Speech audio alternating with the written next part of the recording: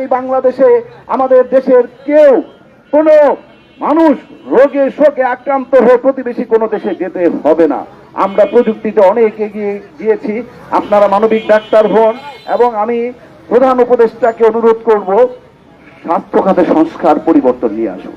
যেমন আমরা শুনছি যে ডাক্তারগণ এখন তারা জেনেরিক নামটি লিখবে, মূল নামটি লিখবে। তো মূল নামটি যদি লেখে অনেক পরিবর্তন হবে। এবং আমরা এও শুনছি যে মেডিকেল রিপ্রেজেন্টেটিভ যারা আছে তারা বিভিন্ন ডাক্তারের চেম্বারে যে ধর্ণা দেয় তাদের বিরুদ্ধেও একটি ঘোষণা আসছে, তারা যেন যেতে না পারে।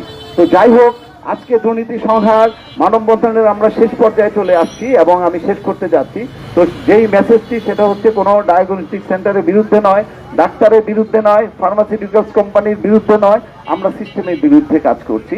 এবং মাননীয় প্রধান উপদেষ্টা, আপনার মাধ্যমেই এই পরিবর্তন হোক, এই সংস্কার হোক, এই আশা ব্যক্ত করেই আজকের এই মানববন্ধন শেষ করছি।